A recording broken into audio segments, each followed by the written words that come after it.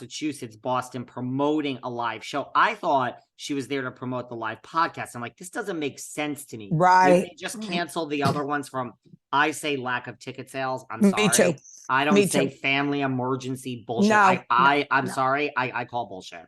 Me too. I call bullshit too. So I was like, you can't sell tickets in Boise, Idaho, no offense, and now you're in Boston. Well, now it makes sense to me. So she was in Boston with Dolores and Dorinda, which is a whole different thing. Those housewife, they mash up. Those do well. You can go see. Okay. Margaret does a lot of them. That does well. So that's what she was promoting. But yeah, well, she was on the stage with one of the Dolores girls that was there Dorinda. said they did under an hour. I heard. Under an hour.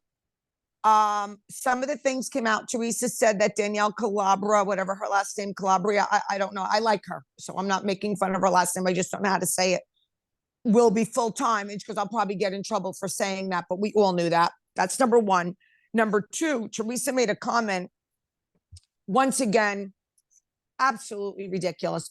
Teresa made a comment that when Caroline Manzo, Dina Manzo, and Jacqueline Laurita were on the show, they did not air any of their dirty laundry. And that's what she gives them credit for that. She gives them credit for that. That is not true. That is not true. So let me go with first season. Let's go with first season. Does everyone remember when Caroline Manzo is breaking down, crying, carrying on, and making these crazy faces like, you know what you did? At the reunion? Yeah, you know. Yeah. Danielle. Okay. So what Danielle did was Dina's daughter was underage at the time. And Dina's daughter filmed with her. Dina's daughter is a lovely girl. And Dina has an ex-husband. So both parents are supposed to sign. And Dina didn't ask the father to sign. I don't know how she got around it or whatever, but Danielle reaches out to the ex-husband and tells the ex-husband how Dina did this undermined thing with getting the daughter on without his his okay, blah, blah, blah. And you should try to get custody, something really crazy like that. And that was the deep, dark secret where Dina had told Caroline, I do not want you mentioning this. And I don't want you to say this. But guess what? Tap, tap, tap on the shoulder because the reunion wasn't going so well from the producers. And Caroline starts crying, carrying on, screaming, you know what you did. So, Teresa, please, just please, please, please. Maybe Joe, Gorga, and Melissa had an agenda and they spilled their guts, but they still didn't say all the truths about you and the dogs and all the nonsense that really went on behind the scenes and vice versa. Teresa knows a lot about Joe and about his dirty dealings, and she didn't come out because it's embarrassing to the family. So stop with those details. Now, ever since the incident on the reunion, the first reunion, Dina and Caroline were not close anymore because of that. That was the initial beef because Dina was blown away that Caroline would do that. Okay. So that's all. Like Teresa likes to hear herself talk when it comes to that stuff. So what she wanted to do is build up the Manzos and the Lauritas, which I love, Jacqueline. I love her because she had nothing to do with this. To put her, like Joe and Melissa down, like you brought out our dirty laundry, but at least they didn't. No, not true. Not true.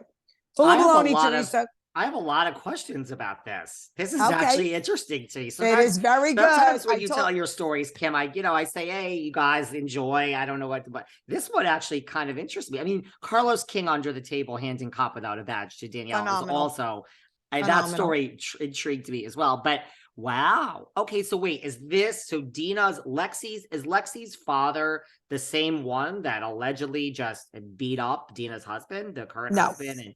No, it's someone different. Lexi's father was Dina's original husband.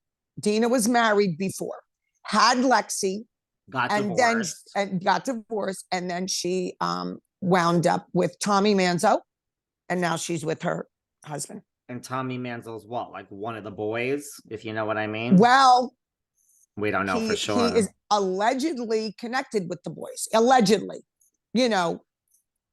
I'm not saying anything other than allegedly, because guess what? Allegedly, because you know what? Listen, there's only one river here, one bridge will get Tommy into my house, and I ain't doing that. Yeah, I'm but not here's doing the that. thing. My name in my book is My Life with the Big Boys, so I really don't like to go there. But allegedly, that's what happened with Dina's husband. You know, that's that he had something, you know, beat up or whatever. But again, there's not much proof on this. There really isn't. So, you know, we'll see what happens in the end. So this is the initial beef so Danielle, so Lexi somehow, right, I guess, I mean, as a minor, you need both, you know, your parents, Correct. or unless there's one legal guardian or whatever. But so she didn't, the husband just didn't know about it. Lexi just got him on the show, had her on the show. And then Danielle went to the husband and said, your daughter's filming a reality show and she's 12 years old, or however the fuck old she was at that time. Right. And you were supposed to sign. So I don't know. You should go after this girl and get custody. And right. So I don't know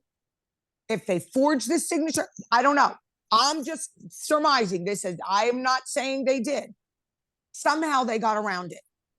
And that's this whole thing that Danielle did behind Dina's back. Well, Dina and Danielle hated each other. I mean, they did go out one time as singles. And they had a really good time. And then something happened that night. And then they hated each other ever since. They did go out one night, Dina, Danielle, the whole crew, and then something bad happened. I don't know. I could, you know what? I can get that story. I mean, I think people would like to know about a Danielle night on the town as single girls. Story. I'm going to get that story. Well, this is why people, you know, slip into my DMs after I said I had a soft spot for Danielle last week. And they're like, real. I mean, this is why people don't like Miss Danielle. This is why they're like, no. You're not just like a little mentally unstable. Like, you got really evil thoughts here, and you got really evil in your heart. This is why people are like, David, beware. Listen, I'm not saying that I want to crawl into bed with Danielle and give her all my secrets. I think Danielle just can't help herself, and she's her own worst enemy. And it's like, well, that's a good, and so, I mean, that's not exactly nice if you're trying to, you know, get involved in a mother losing her child. So I mean, like, Carolyn's intentions, I guess, were good because it was to protect her sister, but it sounds like Dina was not happy that this even came out on the show, although correct. And you think producer said tap, tap, tap? No, I know they did. You know this.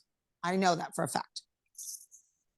They took a break. They took a break during reunion, and Caroline came back, and Dina kept saying, no, to Caroline, no, we don't have to do this. No, we don't have to go there. And she kept going on and going on and going on.